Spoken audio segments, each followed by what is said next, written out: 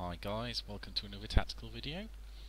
This one's going to be about the Exorcist Tank, which is a heavy support choice for the Sisters of Battle. This is the third heavy support choice that I'm going to cover, and it's also the last one in the Codex. It's also the only one that's actually a tank that you can put into the slot, so it's kind of unique in that sense. Exorcists are pretty much infamous for people who play against Sisters, and of course they're probably the most popular choice for Sisters of Battle players, in that they offer something that you really struggle to get anywhere else.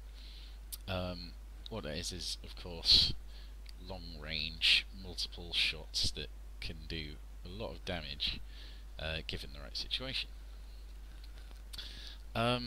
Now, how an Exorcist works, well, basically it's a front armor 13 tank, side armor 11, so basically the same as a Predator, and that bloody big organ thing on top is basically a missile launcher, and it rolls, it fires a random number of shots, so you roll a d6 when you're going to shoot it, and that's how many shots you get.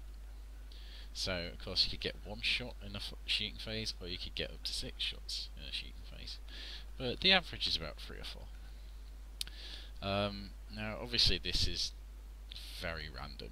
So, what I tend to find is it either does really good, or it does really bad. And to be honest, it usually does really badly. The things it's actually firing, it has a 48-inch range. The strength 8 AP 1, and that's basically it. So obviously strength 8 AP 1 is very nice, because that is removing any sort of armour that will pretty much punk most monstrous creatures you find, or special characters, that kind of thing. It can also do a number on vehicles, because you can get that explode a lot more easily. So it's actually very nice, and of course the 48-inch range is the longest ranged weapon we have in the entire Codex, not counting HK missiles. So yeah, it's really nice to have in the system on the Codex. Now, one of the things that kind of puts me off the Exorcist is basically, as I said, it's either really good or really bad. It doesn't usually seem to hit the average you'd expect.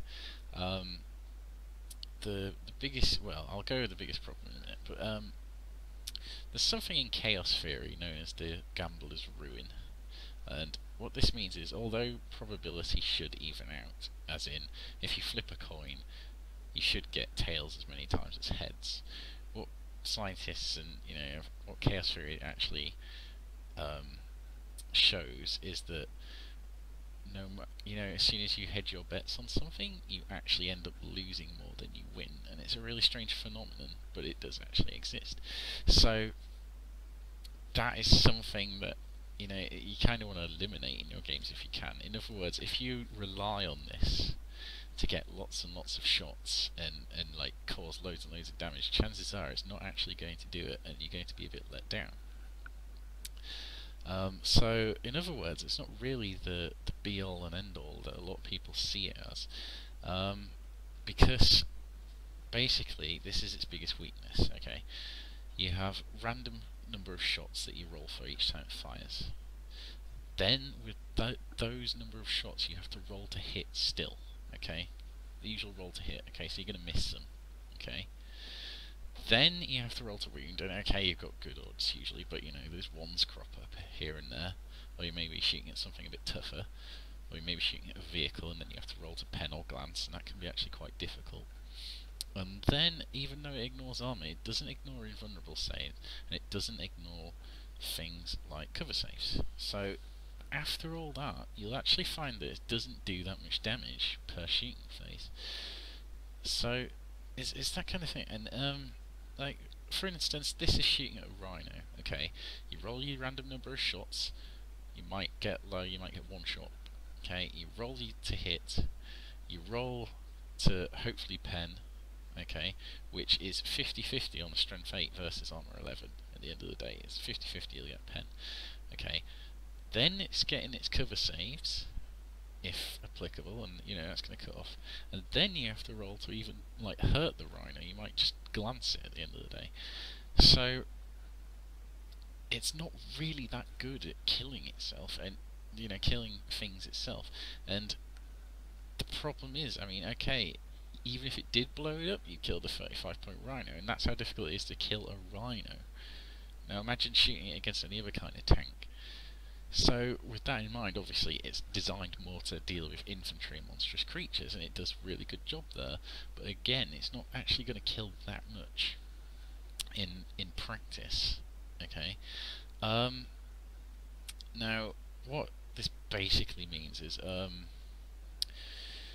you kind of use it to take on like targets of opportunity. So you want to pick on those. So in other words, the infantry that doesn't get invulnerable saves, the ones that are either in really bad cover, or the ones that are for some reason exposed, like they've had to move from cover or something. Maybe you force them to move, maybe they have to move to get to an objective, something like that. Those are the targets the Exorcist wants to go for, especially if they are reliant on armour. So things like Terminators, where they only have a low invulnerable save. Okay, if they're in the open, the Exorcist can do a good job there, because, you know, every Terminator you kill is a heavy blow to your opponent. Things like Tactical Marines, if they're wide out in the open, you know, these kind of things, you should go for this kind of target. But again, easier said than done, and there's a lot of targets where this isn't going to be the case. They're going to get saves, and if you're rolling badly, which can happen quite often, then, you know, a single Exorcist isn't actually going to do that much. Now this doesn't mean it's useless, far from it. Basically, you just have to use it in the right way. If you are relying on this to kill your, like, wipe out your entire enemy, okay, you're going to need amazingly good rolls, and if you're getting that, then brilliant. But you'd basically get the same effect with any unit if you can roll well enough. What this unit is basically support fire, the same as the Retributors with heavy bolters. This is designed to give you that extra little push to really cripple an enemy unit. So you combine it with shooting from your Battle Sister squads, you combine it with like your Retributors, that kind of thing. You basically use it to support whatever you need to happen on the battlefield at a given time, and it's got the range to do it. Okay, that's basically it. Anything other than that, if it does well, then you're basically playing the odds there, and you're actually doing pretty well for yourself. Now, before I go a bit more into the tank itself, what people tend to do with Exorcist, because they're so random, is take more than one.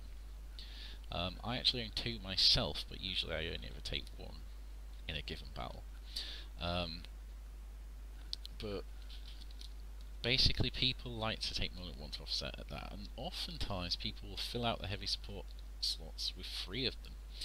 And while this does go some way to stopping the issues that it has, it's also pretty expensive, and you're also not really getting much versatility, because even though this can shoot a lot of targets, it's still a tank that's going to remain more or less static because of the way it's used.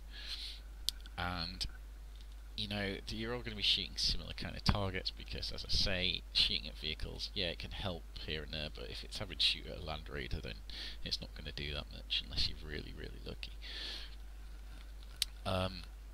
And as I say, this is expensive. This is 375 points for 3 of these.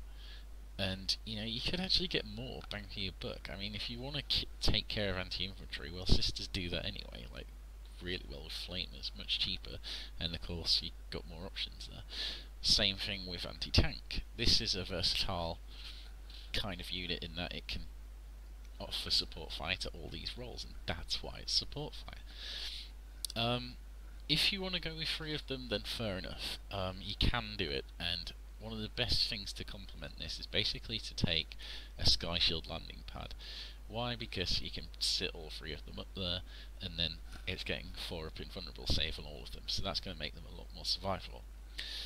The other reason I say that is basically because 3 Exorcists are going to be a huge target to your opponent, because they're quite scary, which I always find kind of funny because when people are going for my Exorcist, I'm quite happy, just because I know the Exorcist doesn't do that much.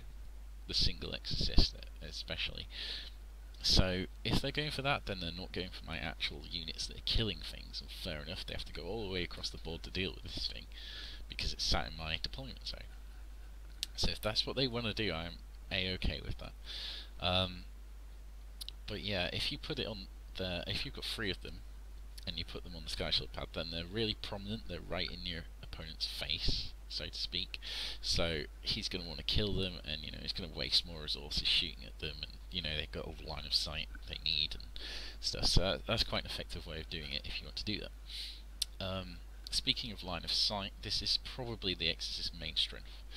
That big gaudy organ you have on the back there, you can actually draw line of sight from any point on that. That is its turret. What that means is if the rest of the tank is behind cover and cannot be seen by the enemy, and the organ is sticking over the top, that means you can shoot them and they can't shoot you, which is pretty damn cool. That alone makes it really, really effective if you position it well.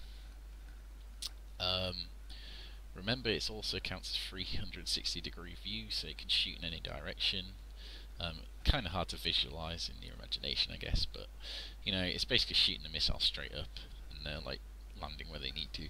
So yeah, it can fire in any direction, so it's really, really good to have that line of sight, and it's easily its main strength.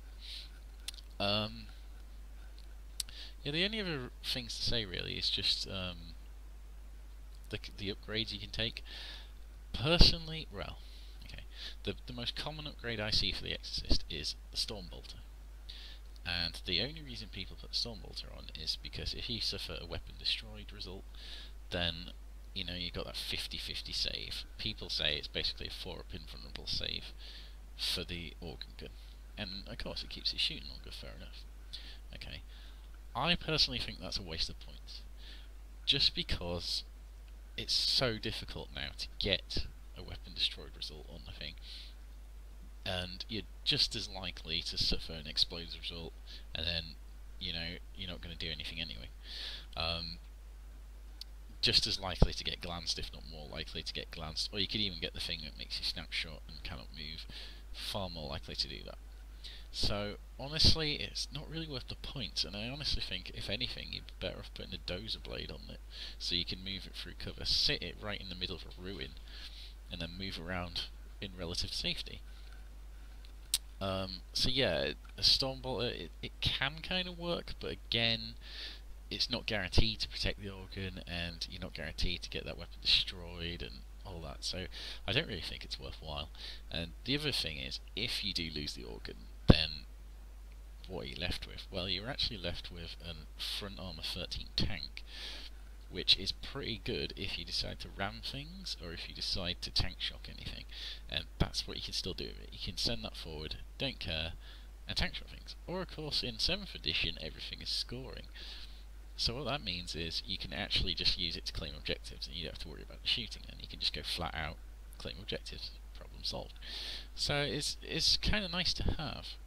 And of course, it's more survivable than most tanks like this, because not only is it for an armor 13, but you have that 6-up invulnerable save from Shield of Faith, and Adamantium Will against psychic powers, targeting it. So, it's pretty good if you can, it's a good backup when the shooting's gone. I guess the one other thing I should say about objectives is, if this is on an objective and you are playing mysterious objectives, which most of the time you will be, this is brilliant with Skyfire, put it that way, because it can pen a lot of things pretty easily. Having Skyfire on this is really, really nice, especially for sisters, and things will hate you. Flyer heavy armies will absolutely hate you with that. So it's funny when it happens, although obviously it's even more random. But if you're taking Exorcist, you're basically embracing the random anyway, so why not? So the last thing, I guess, is basically how many of these would I take in an army. I personally only take one. heavy support is not my first choice assist as a battle. If I'm tight on points, I would rather go with Dominions in fast attack. After I am happy with the amount of Melter in my army and the amount of troops, then basically I would start to look at the heavy support. And the nice thing about the Exorcist is it's cheap. It's probably one of the cheapest options for what we get, and that's another reason why it's so popular. So yeah, you could do a lot worse than taking an Exorcist, put it that way. If you want something more guaranteed and something that will actually have more of an effect on the battlefield, then Penitent Engines are your best choice. The problem is they're a lot more expensive. If you're after something that is more guaranteed than the Exorcist, but less guaranteed than either, and support fire, I would suggest looking at Retributors with heavy bolters, depending on how much shooting you already have, or like anti-tank. If you need a little bit of anti-tank boost, then yeah, go with the Exorcist, because it will help you if, for instance, there's one hull point left on that Rhino and you want to kill it. That's the kind of thing the Exorcist should do. It's basically there to just plug the gaps a bit, help you out. But if you rely on it too much, you're probably going to come away fairly disappointed. So if you are someone who uses free Exorcists all the time, I would pose the question to you: have you ever tried using one of the other heavy support options? Have you ever tried using Penitent Engines? Because a lot of people have this idea that they are rubbish compared to Exorcists, but I am of the complete opposite spectrum. I'd rather have that guaranteed, knowledge that it will do its job when you want it to. So I would suggest trying something else for a bit and see how you get on, because you may find that the Exorcist isn't actually as powerful and useful as you originally thought. But yeah, that's basically it for the Exorcist. Most people will get one at some point and use it, and you could do a lot worse, as I say. So hopefully this video has been helpful. If you liked it, then remember to click like. Don't forget to comment or subscribe. I will try and get back to any of your questions as soon as possible, because I like hearing from you guys. So yeah, stay tuned, and I'll have more tactical videos for you later.